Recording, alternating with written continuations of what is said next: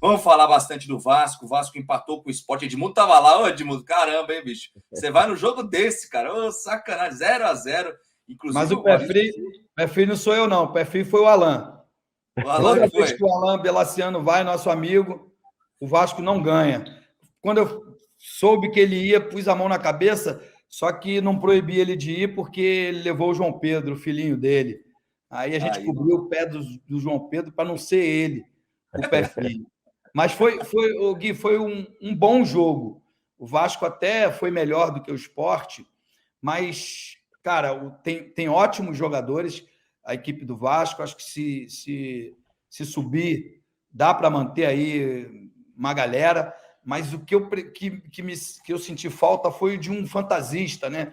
De um cara que tira o coelho da cartola, porque o Sport se fechou, porque era a estreia do Lisca doido, então ele não queria perder, botou 2 jogadores de velocidade pelo lado e se fechou atrás, o Vasco se expunha e dava o contra-ataque. Mas faltava alguém para quebrar as linhas, né? O Pedrinho fala melhor sobre isso aí. Aquele cara que tira um jogador da jogada, que faz o drible. Figueiredo muito bem por um lado, o Gabriel Peck pelo outro lado também. Quem não viveu uma tarde feliz ontem foi o Raniel. O Palácios entrou no lugar do Nenê.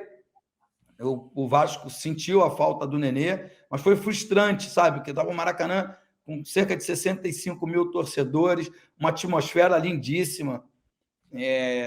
Só posso agradecer as pessoas com quem eu tive contato, com quem tirou foto comigo, cara, me transbordou de carinho, de emoção. Só faltou de verdade a vitória. Mas, cara, foi uma tarde e noite assim sensacional, porque estar presente novamente ao Maracanã para assistir o Vasco mexe muito com a gente, né, Pedrinho? Verdade. Eu ia passar agora para você, Pedrinho, porque o que acontece, né? O jogo foi 0-0, o Vasco está muito bem na Série B, né? Isso é incontestável, está lá em segundo lugar, na caça do Cruzeiro. Venceu o Cruzeiro no último jogo, no último confronto entre as duas equipes. Mas aí o Maurício Souza ser vaiado como ele foi, né? Foi um pouco vaiado na saída ali e tal, a torcida pegou um pouco no pé dele. Tem pegado no pé dele também nas redes sociais. Você acha justo isso? Por que o Vasco só empatou? Você achou um tropeço tão grande assim? Porque o Sport é uma equipe muito grande também, né, Pedrinho? O trabalho é muito recente, né? Alguns movimentos que o Maurício fez a gente pode questionar, até porque o Sport ele não estava causando muitos danos ao setor defensivo do Vasco, então de repente ele poderia ter colocado o Riquelme no lugar do Edmar mesmo, né? E aí você teria uma ala esquerda com 2 garotos de pulmão e de repertório individual mais forte, mas é um trabalho recente, a gente tem que dar tempo para isso. E um outro questionamento que eu faço é assim, em 97, 98, o Vasco tinha um time, se você colocasse em qualquer lugar, por qualquer outro critério, ele ia responder. O Vasco hoje, a equipe do Vasco, que tem bons jogadores, como o Edmundo falou, principalmente os que vêm da base, mas é uma equipe ainda que não joga com naturalidade, ela faz um pouquinho de força para jogar. E aí vem o questionamento, a luta pela receita, de você jogar no Maracanã, ter mais gente, né, ter um público maior, mas não tem a atmosfera que tem em São Januário. É mais justo no Maracanã, porque o Vasco consegue levar mais torcedores, isso dá oportunidade para mais torcedores assistirem o jogo. Mas você tem que pensar no processo de voltar à Série A.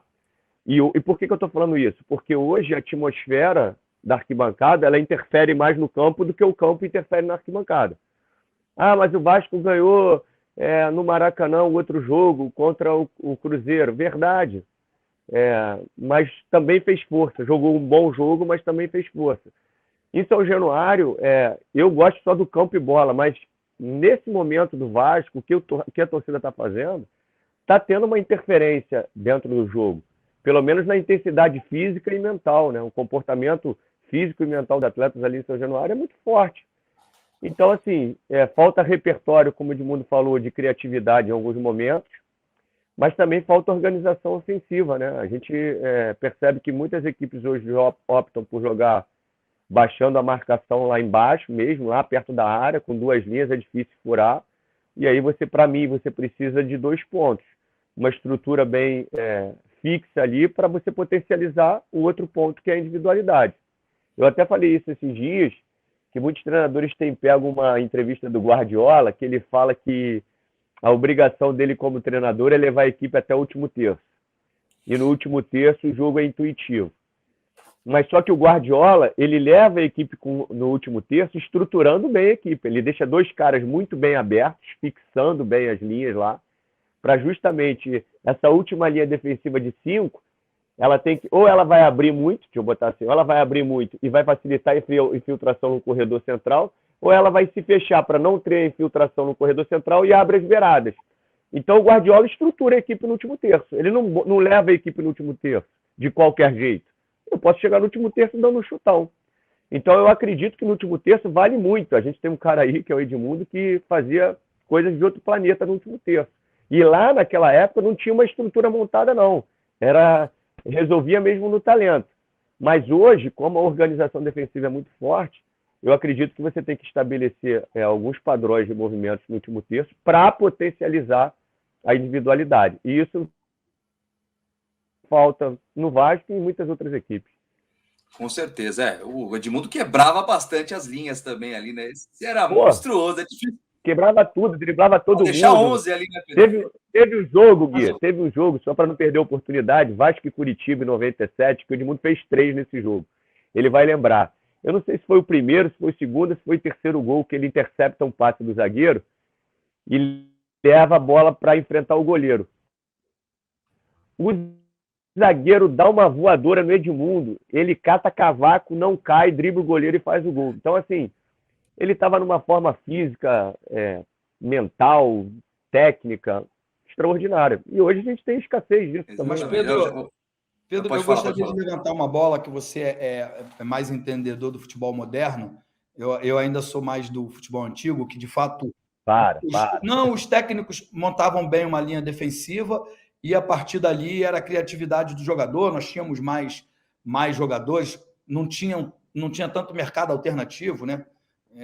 Hoje tem leste europeu, China, tem alguns outros mercados que tiram cada vez mais precocemente nossos jogadores daqui. Mas eu acho que uma função do treinador, e a gente fala muito disso aqui, né, Gui, ter outras formas de pensar o jogo. O que eu quero dizer com isso? Ficar muito pragmático. Ontem, falando especificamente do Vasco, Figueiredo de um lado, Raniel centralizado e o Peck lá pela esquerda, sabe? Então, fica mais fácil de marcar esse pêndulo, esse balanço que você disse que é provocado pelo Guardiola para abrir o meio, mas, sei lá, em algum momento do jogo, você tem que ou mudar para um 4-2-3-1, sabe? Sem ter o jogador fixo do lado, fazendo superioridade numérica em algum outro setor mais vulnerável. Eu estou falando de leitura de jogo. Eu tinha bastante força física, tinha um pouco de habilidade, mas eu tinha muita leitura de jogo. Quando o jogo estava ruim, para mim, individualmente, eu olhava dentro do campo e escolhia alguém e caía nesse alguém mais fraco, alguém mais vulnerável na defesa adversária. Pô, Edmundo, você tinha liberdade de expressão, e é onde eu quero levar essa nossa discussão. Os jogadores são muito pragmáticos, cumprem à risca a parte tática, sabe? E não mais usam a sua liberdade de expressão, porque até discutimos isso, conversamos sobre isso eu e o Felipe ontem. O Felipe é técnico, e eu falei, caramba, a qualidade é boa do jogo. Aí ele, caramba, é ruim do jogo. Porque eu sempre vejo o lado bom da coisa. Vejo, por exemplo, Figueiredo, vejo Gabriel Peck, jogadores com qualidade individual, mas com mais obrigação de marcar do que propriamente de atacar. Eles atacam. Eles têm força física para cumprir essas duas funções. Mas, se você olha o jogo o tempo inteiro, quando inicia as jogadas, eles estão aqui muito próximos aos laterais.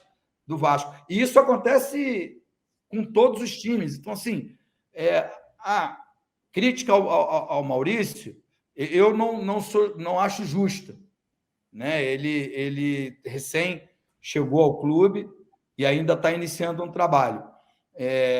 Mas se eu tivesse que fazer alguma crítica, eu faria aos atletas, que, por ser eu sou atacante, a minha prioridade é atacar, sabe? Principalmente quando meu time joga em casa, para um número expressivo de torcedores, como tinham ontem no Maracanã.